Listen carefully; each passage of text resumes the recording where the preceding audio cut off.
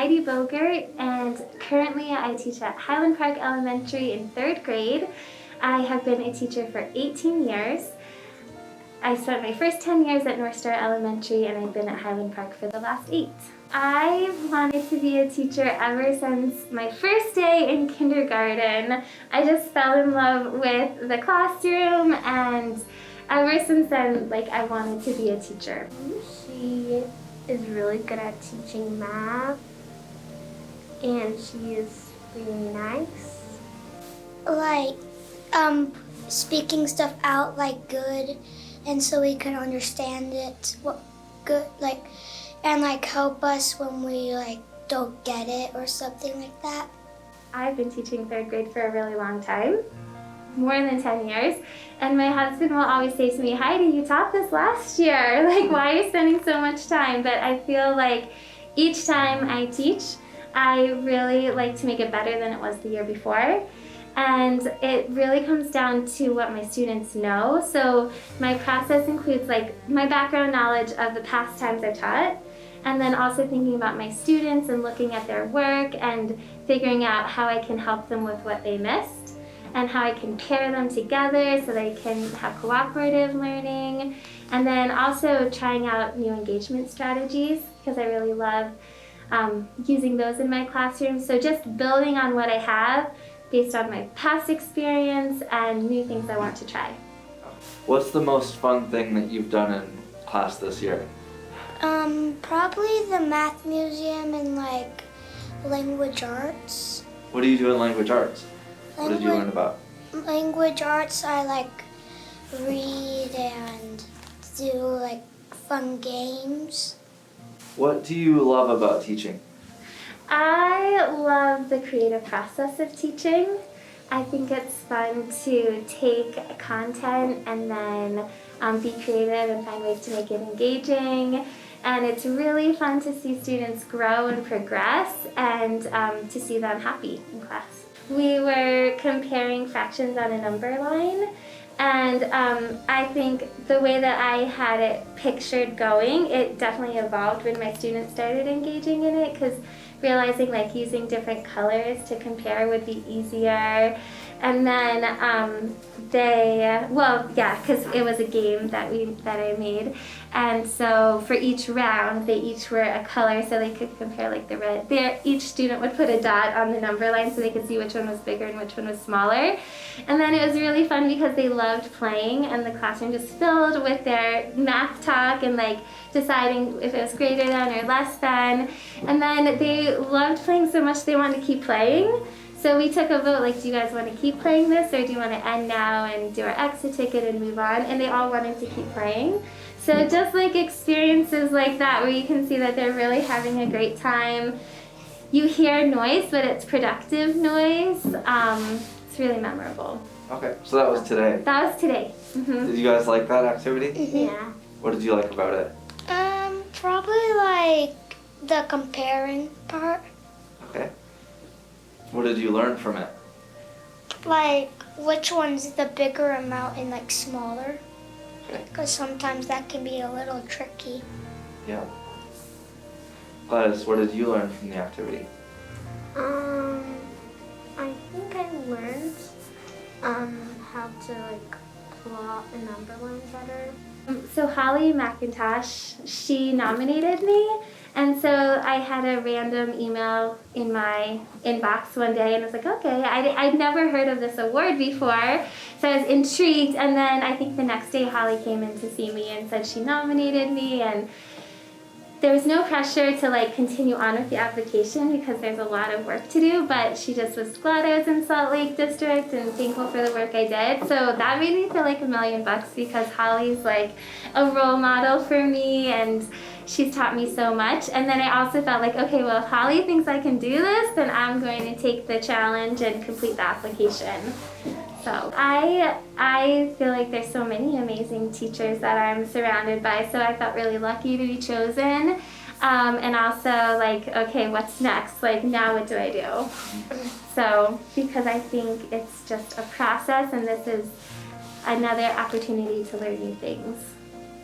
What advice do you have for future teachers? My advice is we need you. And I think being a teacher is really fun. It's really rewarding.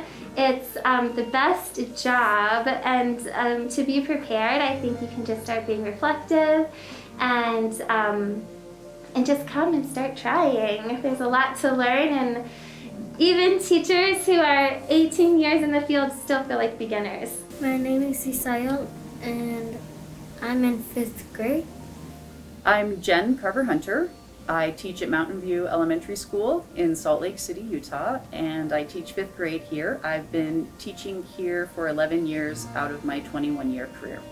I actually tried not to become a teacher for many years, and finally, after graduating from college and spending a few years soul searching, decided that I really liked working with people, so it actually did make sense for me to do something that I was good at. I think one of the most important things that makes a great teacher is the ability to build relationships with students and the ability to create a safe classroom. When my students aren't safe or don't feel comfortable, not very much learning happens. So I think that has to be a priority. But I also think that good teachers need to be very knowledgeable about their content and be prepared to present their content in multiple ways. When I plan a lesson, I always have in the back of my mind the standards that I need to teach. But I also try to think about how I would want to learn it and how I can make it engaging for myself. And from there, then I try to figure out how I can bring student interest into whatever it is I'm teaching, make it interesting for them, as well as go directly towards the standard while integrating literacy as much as possible. Isail, I have a question for you again. What do you like most about being in this class? Of the way that we can do science experiments. Like, we found out that if you use a dough penny that has rust on it and you put salt and vinegar on it, then it makes it back to shiny again. And like, we also get to maybe make stuff and do stuff with them. One of my most memorable moments from teaching, just as a reminder of how much more I get from my students than they get from me. We had a situation in my family where our car was broken into and my young son's pillow pet was stolen. And one of my students who had been saving money for a dress from a refugee family, she went and bought him a new pillow pet. Rather than buying herself a dress she'd been saving money for months to buy. And I realized at that point that the community here is so tight, so powerful, and I will never give back as much as they give me. I think right now teachers are exhausted. We, just like everyone, are working through this pandemic that has stretched us to the end of our resources. And right now, the public sentiment on teachers is not quite as positive as it was when we first went into the COVID remote learning a few years ago. And I think that is really, really beating down teachers right now. When I found out that I represented Utah as one of the finalists for Utah, that was one of my proudest moments for sure, but it doesn't even compare to being the science finalist for Utah. That's absolutely, words cannot describe what an amazing feeling that is. I hope that I see myself here in 5 years. I hope to be here in 5 years so that I can see students like Isael come back and let me know how high school is going for them. But definitely somewhere working with students. How would you say Miss Jen has helped you become a better student? I think by telling me, like, she'll let me know, like, every day I would at least have a question for her, and she'll at least like try to find out, and if she won't know, then she'll probably try to do other stuff to get it, or she'll just try to remind herself what it was, or try her best to remember. And then I think ever since she's been doing that, I've technically been doing the same thing, trying to remind myself that I can do it and never give up.